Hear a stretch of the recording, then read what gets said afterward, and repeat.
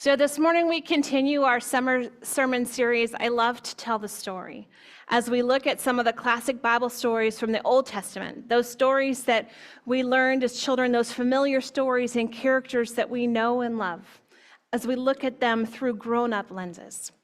We look beyond the surface of the familiar story for a different perspective, to glimpse the biblical narrative in light of a richer understanding of our faith that we have developed as adults. So just a reminder, we won't be talking about the facts, whether the story is true, or look at all the details of the story. We will look at the big picture, a broad view of the story, and then narrow it down and ask the questions, what is the deeper lesson of this story?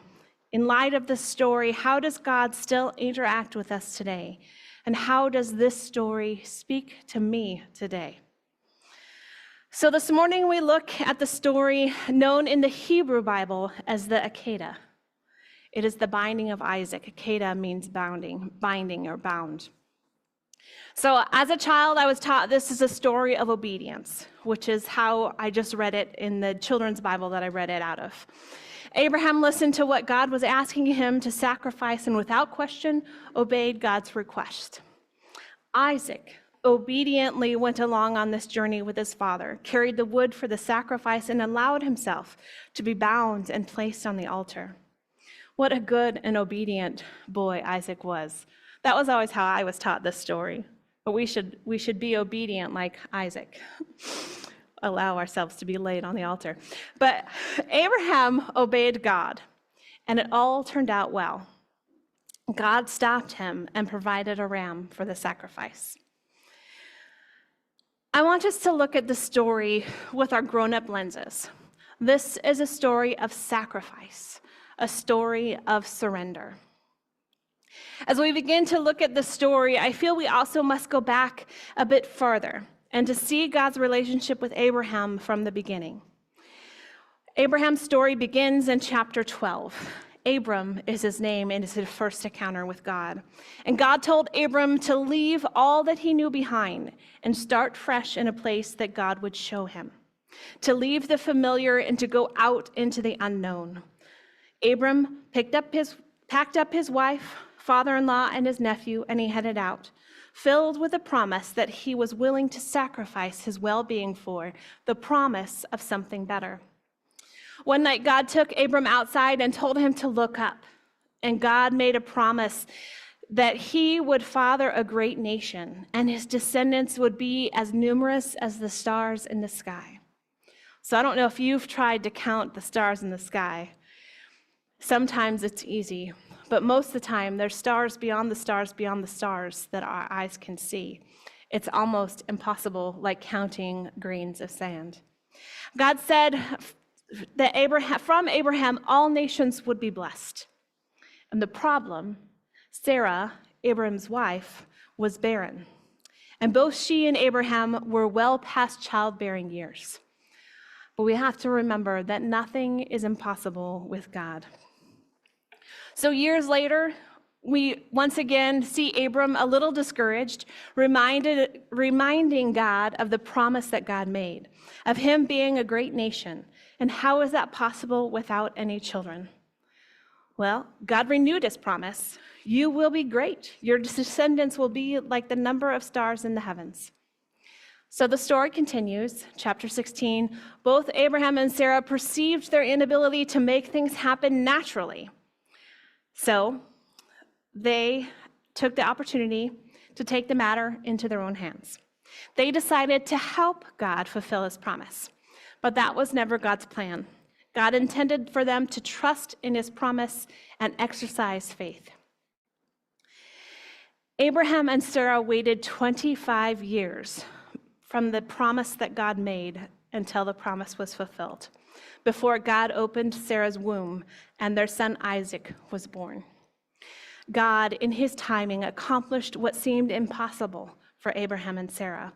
What was promised was now reality. In Isaac, Abraham could see all that God had promised begin to unfold. So here's where our story for today begins, chapter 22. God tested Abraham. He said to Abraham, And Abraham said, "Here I am." And God said, "Take your son, your only son Isaac, whom you love, and go to the land of Moriah and offer him there as a burnt offering on one of the mountains that I shall show you." So Abraham rose early the next day to follow God's instructions. Can you imagine all that was going through Abraham's mind as he packed up and began this journey? All the hopes that he had placed upon Isaac as the fulfillment of God's promise, the father of a great nation, how would that be possible without an heir? But Abraham stepped out in faith, one foot in front of the other in obedience to God. I imagine with each step, he remembered that throughout his journey with God, God required only one thing: faith.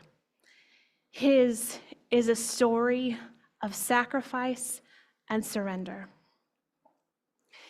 So it was a 3-day trek to the place where God would lead Abraham to offer his sacrifice. 3 days to think about the incredible sacrifice that God was calling him to make. 72 hours to pray and to prepare for what the outcome would be. 4,320 minutes to renew his faith in God, trusting that God would not forget his promise. Step by step, closer to the inevitable. Step by step, putting his trust in a God that always provides. Step by step, weighing the cost. When they arrived at Mount Moriah, Abraham took only Isaac with him up the mountain. He loaded up Isaac with the wood for the altar. Abraham took the fire and the knife in his hand, and off they went. And the two together walked a little farther. Isaac said to his father, "The fire and the wood are here, but where is the lamb for the burnt offering?" And Abraham said, "God will provide the lamb for the burnt offering, my son." And the two of them walked on together. So I love Isaac's question. So we have 2 out of the 3 elements for the sacrifice, Dad. It seems that we are missing the most important part. Where is the lamb? On the surface, it seems an innocent question. Maybe in his haste, Abraham simply forgot. But the deeper meaning is about faith in a God who provides. Abraham was confident that God would provide. He was ready to make the ultimate sacrifice while surrendering his control, putting his trust completely in God to provide another way. And the story continues. When they came to the place that God had shown him, Abraham built an altar there and laid the wood in order. He bound his son Isaac and laid him on the altar on top of the wood. Then Abraham reached out his hand, took the knife, and was ready to kill his son. It is important to note here the obedience, the faith of Isaac. When I learned this story as a child, Isaac was presented as a child, as a boy, 10-ish years old. The reality is Isaac was a grown man. He was around 25 years old. He could have resisted. He could have fought his father. He could have run away. But it was Abraham's faith that was transferred to Isaac. Abraham's confidence that God would provide that made Isaac submit to being bound and placed on the altar. A story of sacrifice, surrendering control, submitting to God. And the story continues. But the angel of the Lord called to him from heaven and said, "Abraham, Abraham." And Abraham said, "Here I am." And God said, "Do not lay your hand on the boy or do anything to harm him. For now I know that you fear God, since you have not withheld your son, your only son, from me." And Abraham looked up and saw a ram caught in the thicket by its horns. Abraham went and took the ram and offered it as a burnt offering instead of his son. So Abraham called that place, "The Lord will provide," as it is to this day. On the mount of the Lord it shall be provided. Jehovah Jireh, the Lord provides. This is a story of sacrifice, of a faith so deep that we hold nothing back. Abraham walked that road, knowing what was at the end of it, holding on to the faith in God who promised his ancestors would be greater than the grains of sand. Abraham believed and was willing to give it all up. Jehovah Jireh, the Lord will provide. God showed up. This is a story of sacrifice, a test of obedience, and a test of trust. It was a test of Abraham's relationship with God. Did he really trust in God and not simply in what God promised? Abraham had built altars before, made sacrifices to God. When God had renewed his promises, he had offered burnt offerings. This time was different. Was he willing now to build an altar and to sacrifice the promise itself? Was he willing to surrender the promise embodied in Isaac in order to demonstrate his unswerving trust in the one who stands behind the promise? That moment of sacrifice, Abraham, knife in hand, Isaac bound on the altar, is a defining moment. It is the moment that Abraham demonstrated his faith, that his faith was not driven by what he would receive out of it, but rather by his commitment to God. God and God alone motivates faith. Abraham was willing to give up all he stood to gain, all he loved, all he hoped for. He was not trying to challenge, prod, or force God's hand. Instead, surrender and a resigned faith characterized him. It's a story of sacrifice. Abraham was asked to give up what he held most dear. The sacrifice was an act of trust, a step of faith. He could have resisted. He could have said no. He could have asked for another way. But Abraham did what God asked. He was ready to give it all up, to sacrifice the gift God had granted him, the promise of the future that was all bound up in Isaac. Abraham's faith was not only demonstrated in his willingness to obey God's command, but it was also evident in the confidence he showed that somehow the situation would be favorably resolved. He told the men that traveled with them, "We will return." He told Isaac, God would provide. A demonstration of sacrifice to self, to total surrender to God, knowing that God would provide.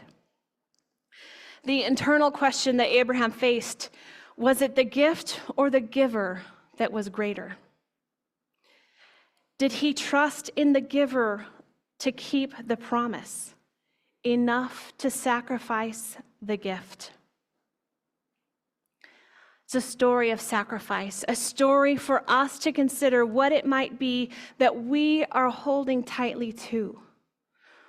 What is it that we perhaps are holding back? Is there something in our lives that we are relying on more than relying on God? Are we holding on to a promise and not the one who gives us the promise? Are we ready to make the ultimate sacrifice, trusting that God will provide? Are we ready to surrender ourselves, our own agendas, our promised future, and put our complete faith in God? Julie read Hebrews 11 to us earlier, and Hebrews tells us, "Now faith is the assurance of things hoped for, the conviction of things not seen. Indeed, by faith our ancestors received approval. By faith we understand that the worlds were prepared by the word of God, so that what is seen was made from things that are not visible. By faith Abraham obeyed when he was called to set out for a place that he was to receive as an inheritance, and he set out, not knowing where he was going. By faith Abraham, when put to the test, offered up Isaac, He who had received the promises was ready to offer up his only son, of whom he had been told, 'It is through Isaac the descendant shall be named for you.'" What in your life are you holding more tightly to than the giver? What might God be calling to you to sacrifice for the sake of your faith? Abraham said, "Here I am, Lord," trusting, putting his faith in a God that he knew would provide. Friends, may we do the same. It's a story of sacrifice.